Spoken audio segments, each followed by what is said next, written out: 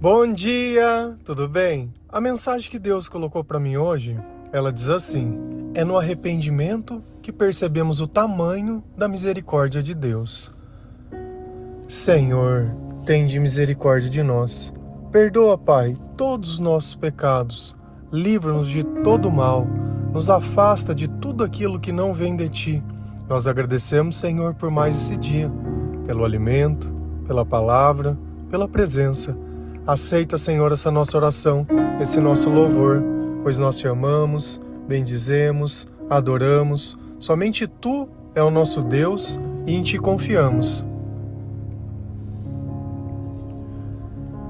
Para que nós consigamos entender o tamanho da misericórdia de Deus, nós devemos pensar primeiramente na forma que nós reagimos quando nós precisamos desculpar alguém.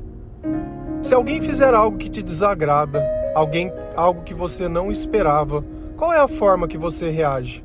Você vai questionar, você vai falar, você vai ficar bravo, muitas vezes vai agredir, só que perdoar é muito difícil, principalmente se Deus não estiver junto de nós. Então, por mais que a outra pessoa diga que está arrependida, dificilmente você vai conseguir ter uma reação sensata mediante a isso. Porque você está decepcionado, você está amargurado, você está desacreditado. Então a tua confiança, ela foi traída. Então, a partir desse instante, o relacionamento entre vocês nunca mais será o mesmo. Só que com Deus as coisas são diferentes. O arrependimento é quando nós temos consciência do mal que nós praticamos. E através dessa consciência, nós começamos a reavaliar a nossa vida e as nossas escolhas. E nós nos sentimos tristes, decepcionados, não com o outro, mas com nós mesmos. Quando nós assumimos a culpa da nossa própria vida e tomamos uma decisão. Olha, desse jeito eu já não quero mais. Desse jeito eu já não estou mais aguentando. Só que isso que eu estou dizendo para vocês é diferente da relação humana. Porque a relação humana, eu posso simplesmente sair de perto daquela pessoa e vida que segue. Ah, você não quis me perdoar? Tudo bem, o problema é seu. Mas nessa batalha espiritual que nós vivemos, quando nós não estamos em comunhão com Deus, nós estamos em comunhão com o mal. Então, para que nós possamos nos reconciliar com Deus, diferente de nós, que iriam criar milhões de desculpas e de problemas para que esse perdão ele nunca acontecesse, o Senhor ele tem misericórdia, ele tem a sabedoria, ele tem a compreensão, ele tem o entendimento e ele tem o acolhimento para que através do nosso arrependimento nós consigamos atingir um nível espiritual muito maior. Porque quando nós renunciamos o pecado, quando nós colocamos a palavra de Deus como nosso guia, quando nós temos uma vida cheia do Espírito Santo, e uma coisa que eu não sei se você sabe, se eu te perguntasse qual foi o primeiro presente que Deus te deu, você iria me dizer o quê? O filho, a casa, a vida, o emprego e não sei. Segundo a palavra de Deus, o primeiro presente que Deus nos deu é o Espírito Santo. Então esse Espírito é justamente aquele que nos liberta, é o selo de Cristo, é aquele que nós conversamos, é por onde nós sentimos o Senhor, é por qual nós nos guiamos. Se a gente vai lá em Romanos 7, versículo 14, 15 e 17, a palavra do Senhor ela diz assim: sabemos que a lei é divina, mas eu sou humano e fraco, e fui vendido ao pecado para ser escravo. Eu não entendo o que faço, pois não faço o que gostaria de fazer. Pelo contrário, faço justamente aquilo que odeio. Isso mostra que, de fato, já não sou eu quem faz isso, mas o pecado que vive em mim é que faz. Então, quando eu tenho um discernimento que existe uma lei espiritual, que eu preciso alimentar o meu espírito todos os dias, porém, eu nem sempre consigo fazer aquilo que eu me proponho. Quantas vezes você já não quis começar um regime, ou se propôs a ler a Bíblia, ou ouvir os devocionais todos os dias, ou ir na igreja, ou alguma coisa. As pessoas elas têm costume de fazer isso por um tempo determinado. Ah, tá na época da quaresma, então Deus ele vai ficar feliz porque eu não vou comer chocolate. não vou beber refrigerante, ai, não vou me abster dos prazeres desse mundo, né? E aí nós colocamos por um tempo uma meta na nossa vida para que a nossa espiritualidade assim ela aumente. Então eu tenho consciência que existe uma lei espiritual que ela precisa ser cumprida. E eu também tenho dentro de mim uma consciência que nem tudo aquilo que eu faço eu consigo fazer. Mas eu sou humano e fraco e fui vendido ao pecado. Então, se o pecado é o meu dono, porque se eu fui vendido para alguém, aquilo me remete que aquela pessoa ela tem posse sobre mim. Então eu me torno escravo daquele que me possui. Então eu sendo fraco, eu sendo humano, e espiritualmente eu não tenho sabedoria e não tenho nada, o pecado ele faz o que quiser na minha vida. É por isso que tudo te atenta. É por isso que uma pessoa, quando ela começa a fumar, ou ela começa a fazer algum tipo de coisa, entre aspas, que vicia, ela perde o controle. Ainda que o cigarro seja algo inerte, ele fica ali parado. Ele não pula na tua boca e fala, me fuma, me fuma, me fuma. Mas a pessoa tem um desejo tão incontrolável que quando ela vê, ela já acabou fazendo. E assim não só com o cigarro, que é apenas um exemplo, mas com outras coisas. Tem pessoas que têm problema com masturbação. Se não der uma descascada todo dia, não fica em paz. Só que espiritualmente, depois ela se sente totalmente um lixo, suja. E assim outras coisas na nossa vida. Quando você vê, você já fez a fofoca. Quando você vê, você já mentiu. Você já enganou. Quando você vê, você já não fez. Mesmo que na tua consciência você tenha ideia que essas coisas estão te prejudicando de alguma forma, porque os teus sentimentos se tornam piores depois que você faz, mas parece que você não consegue controlar isso de alguma forma. Porque isso mostra que o pecado ele está atuando em você. Ele está escravizando você. Eu não entendo o que faço, pois não faço o que gostaria de fazer. Então olha que você não tem uma explicação lógica que por que as coisas saem desse jeito. Você simplesmente faz. E aqui é o pior ponto da nossa vida. Quando nós vivemos sem entender por que vivemos. Quando nós fazemos as coisas sem entender por que fazemos. Alguém já fez alguma coisa errada para você? E você vai questionar essa pessoa e falar, poxa, mas por que você fez isso? E a pessoa disse, olha, eu não sei. Isso existe. Isso não é uma desculpa ou a pessoa tentando se safar. Mas isso está demonstrando uma única coisa. Essa pessoa está tomada pelo mal a tal ponto que ela já não consegue ter o controle. Você já assistiu o filme dessas possessões demoníacas, essas coisas? Claro que às vezes a gente vê casos de igreja que são exagerados. Mas os demônios, eles existem. Jesus, na Bíblia, por diversas vezes, ele expulsa esses demônios. Quando você começar a ler a palavra de Deus, vamos voltar a mais um dia chamar a sua atenção para isso, mas Jesus expulsava esses demônios. Então a vida da pessoa, ela já está tão tomada que ela já não tem mais consciência das coisas que ela faz. Ela simplesmente reage sobre aquilo que o Espírito manda fazer. Pelo contrário, faço justamente aquilo que odeio. E isso mostra que de fato já não sou eu quem faz, mas o pecado que vive em mim. Pois, se eu quero fazer uma coisa e no fim eu acabo fazendo outra, existe uma divisão entre o que eu penso e o que eu faço. E na verdade, você sabe qual que é o maior equívoco que a gente tem? Quando que a gente começa a se arrepender? Quando eu paro de prestar atenção no que eu penso e no que eu acho e começo a olhar somente o que eu faço. Se você quer entender a vida espiritual de uma pessoa, não é o que ela pensa e não é o que ela fala, é o que ela faz. Por isso eu sempre falo, o que adianta ir na igreja se quando você sai de lá o que você faz não é bom? Não reflete os ensinamentos de Jesus, não reflete a palavra de Deus, não reflete uma vida cheia do Espírito Santo. E não adianta vir falar, porque todo mundo faz. Sim, o mundo jaz do maligno e todo mundo que é do maligno faz. Mas o Senhor, Ele nos dá uma escolha. Então, quando eu começo a ter consciência, quando eu começo a observar o resultado do meu comportamento, e muitas vezes isso é feito quando? Quando eu destruo a minha família, quando eu sou pego fazendo alguma coisa, quando eu sou confrontado com alguma coisa, quando eu sou descoberto. E Deus, Ele falou, não existe nada que está no oculto que não vai vir a ser descoberto. E tudo bem, não tem problema nenhum. Ninguém está aqui para se martirizar, para pegar o erro do outro e falar, olha, Jesus, Ele não vai te amar. aí que está a natureza de Deus. Se eu olho aquele fato, tenho consciência que aquilo não é bom e que não é aquilo que eu quero para minha vida, que de todo o sofrimento que eu passei, de tudo que eu passei, de todas as lutas, de todas as conquistas, de todas as derrotas, eu não quero acabar com a minha vida desse jeito. Então você começa a se ressignificar.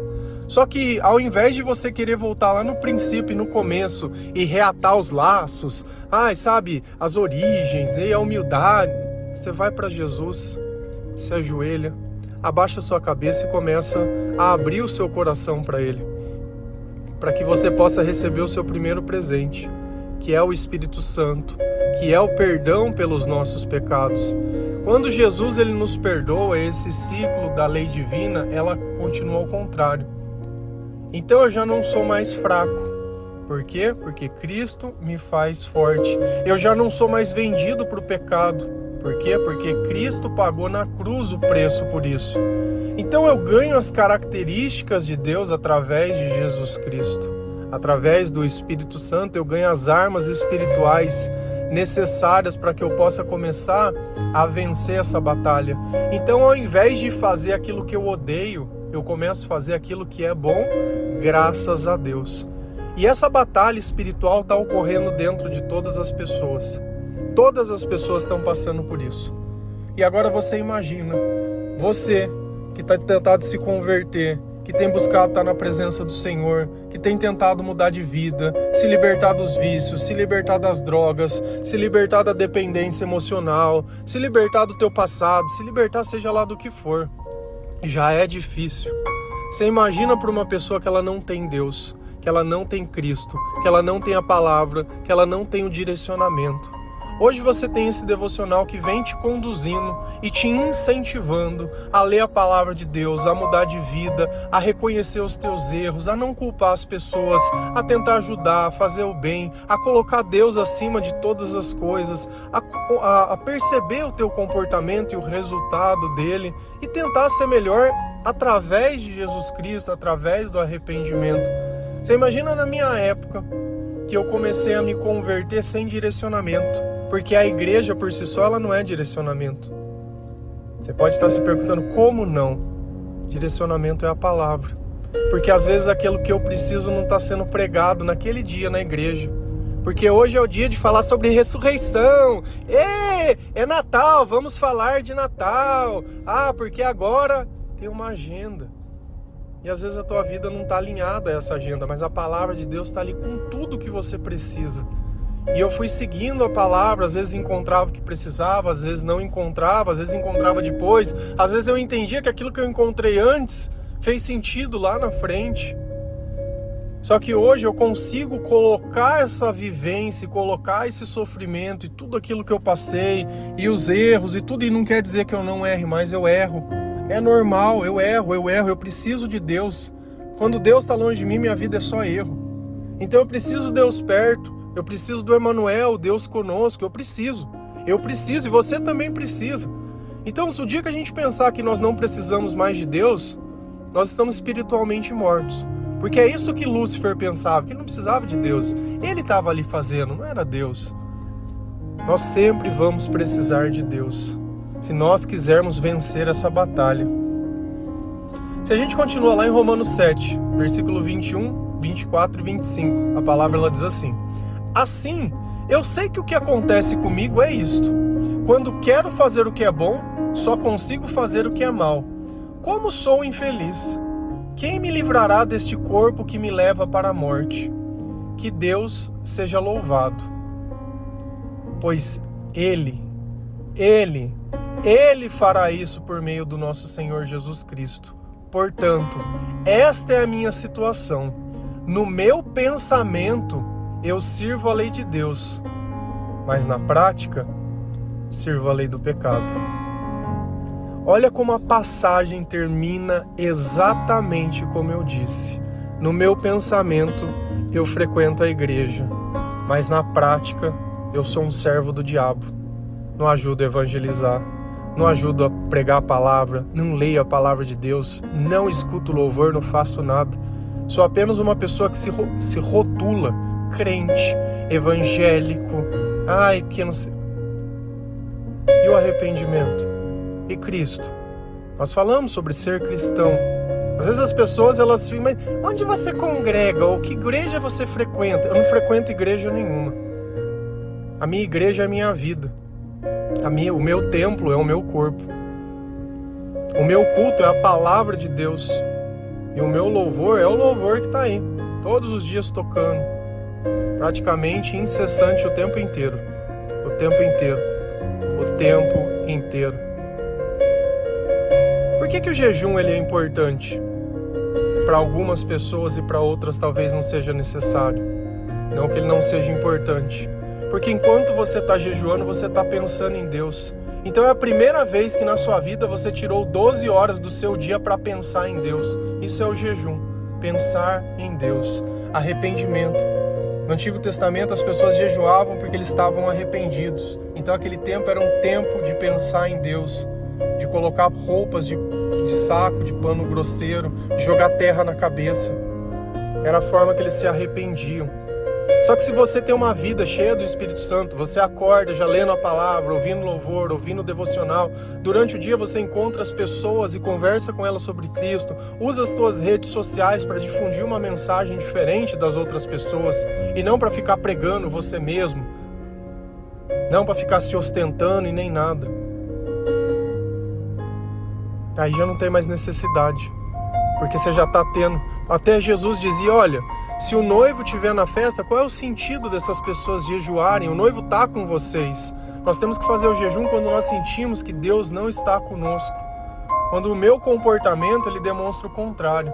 E olha o que ele fala, assim eu sei o que acontece comigo. Ele tem o discernimento, ele já sabe. E o que acontece? Quando quero fazer o que é bom, só consigo fazer o que é mal. Quantas vezes você não prometeu uma coisa para uma pessoa e foi lá e fez tudo diferente do que você prometeu e saiu de mentiroso? Porque o pecado, é o pecado que está na tua vida, que está escravizando você. A nossa consciência, ele engana. Por que fala que o diabo é astuto? Porque ele vai ficar falando assim, não, você não é assim, não, Deus, você está cheio de Deus, essa forma que você adora o Senhor, não é idolatria isso não, tem problema essas imagens aí, não lê a Bíblia não, pode acreditar nas pessoas, continua seguindo desse jeito, esse é o jeito que eu gosto, porque é uma árvore que não dá fruto, é uma árvore que não está ligada a Jesus. Jesus fala que ele é a videira verdadeira e só vai dar fruto quem estiver ligado com ele. Mas você não, você se ligou a qualquer outra coisa. E aí? Como está a tua vida? Como está o teu coração? Olha o que Paulo fala. Como sou infeliz.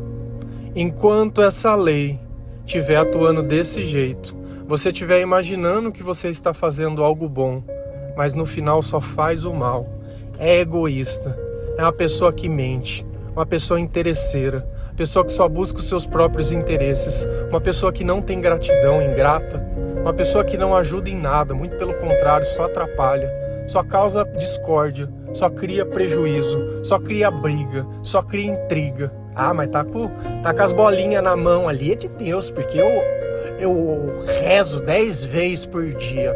Trata que nem um demônio a família inteira. Mas aí rola. E aí? Como sou infeliz. E a boca do desgraçado é fácil de entender. Você quer ouvir uma pessoa que tá desgraça, não está na graça? Como eu entendo uma pessoa que ela está em desgraça? Jesus ele diz, a boca fala do que o coração está cheio. Tá, e aí? A vida dessa pessoa vai ser reclamada das pessoas. Vai falar que o marido isso, que o filho aquilo, que o patrão aquilo, que a amiga aquilo, que o fulano aquilo, que os outros têm inveja, que fizeram macumba, porque não tá na época certa, porque não é o astro certo, porque a colheita vai vir, e vai colocar frase, e vai ficar usando, dando indiretinha, e dando alfinetada, e que não sei o que, e aquela vida como se o mundo inteiro tivesse preocupado, sabe? Ela tá dentro do Big Brother. A diferença é que não tem ninguém assistindo, não tem câmera filmando e não tem nada. O diabo criou uma ilusão tão grande na cabeça dela que ela tá ali vivendo aquele mundo de ilusão. É igual o drogado. O drogado ele vai lá e fuma a maconhinha dele, toma o LSD, a balinha, e ele fica ali se contorcendo. Ai, como eu estou me sentindo. Só dentro dele. Não existe nada, aquela alucinação, aquela loucura. Nossa, olha o que está acontecendo. Não está acontecendo nada. E o diabo, ele faz exatamente isso. E ele não precisa nada além disso. Você não consegue nem prestar atenção no próprio comportamento. Nem no próprio comportamento você consegue prestar atenção. E é justamente quando nós entendemos e olhando e falamos, cara, essas coisas só existem na minha cabeça. Olha o meu comportamento, olha o resultado disso. Olha o que eu fiz para o meu pai, olha o que eu fiz para minha mãe. Olha como está a minha vida. Olha o que eu fiz com as bênçãos que Deus me deu. Acabei com tudo. Como sou infeliz. E aí ele faz uma pergunta e um questionamento. Quem me livrará deste corpo que me leva até a morte? Quem pode me salvar? É o Chapolin, né? Quem pode? Quem vai poder me fazer alguma coisa? E aí ele começa a primeira coisa dizendo que Deus seja louvado. Por que, Paulo, que Deus precisa ser louvado? Pois Ele fará isso. Como que Ele vai fazer isso, Paulo? Por meio do nosso Senhor Jesus Cristo.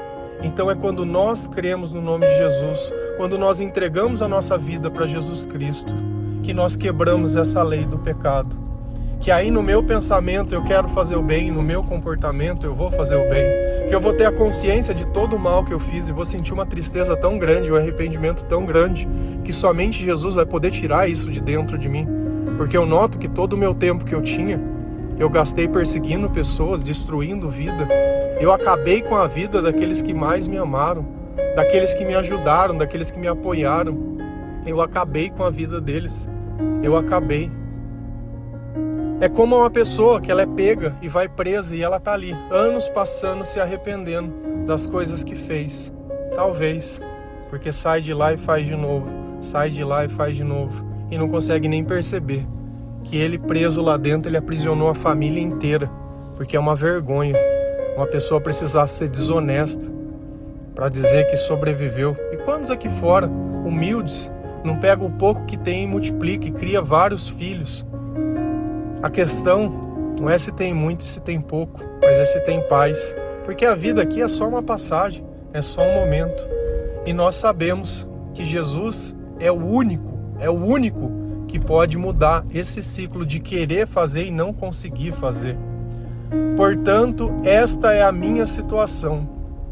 No meu pensamento eu sirvo a lei de Deus, mas na prática eu sirvo a lei do pecado. Quando nós temos consciência disso, que a nossa adoração é falsa, que os nossos deuses são falsos, se não forem Jesus, que aquilo que eu acreditei não existia, que aquela vida que eu vivi estava toda errada, que aquele caminho que eu percorri também não era o certo, e sem o arrependimento, eu nunca entendo o tamanho da misericórdia. E eu só consigo entender quando eu experimento, quando eu me ajoelho, quando eu me arrependo, quando eu olho, quando eu falo, não, eu quero mudar de vida. Eu vou buscar ler essa palavra até a última consequência, por amor, por entender que o Senhor... E depois você começa a ajudar outras pessoas a seguirem esse caminho. Esse é o percurso normal. Normal. Esse é o normal. O normal é você falar de Deus para as outras pessoas. Não é normal você sair de dentro de uma igreja e fazer de conta que é só você que precisa e mais ninguém. Não é normal você ver uma pessoa sofrendo por não ter Deus na vida, por não conhecer a palavra, pelo pecado estar dominando ela e você ali simplesmente com conhecimento, e não é normal. Porque é a lei do pecado que está atuando em você. É a lei do diabo que está atuando em você, que é a lei do silêncio. Amém? Que Deus abençoe cada um de vocês. Que essas palavras possam fazer você refletir. Que todas as vezes que você não tem o controle da tua vida, é alguma coisa que você não se arrependeu, é alguma brecha que você não fechou, é alguma coisa que você está apegado demais para poder deixar Deus te curar. E o mal, ele sempre vai entrar por esse lugar e vai acabar te derrubando. Sempre. Mas graças a Deus, nós temos a Jesus, a quem tem poder para mudar a nossa vida, a nossa história e principalmente nos perdoar sem ficar jogando na nossa cara os nossos erros. Perdoar é esquecer. Amém? Que Deus abençoe cada um de vocês. Feliz a nação cujo Deus é o Senhor. Um bom dia.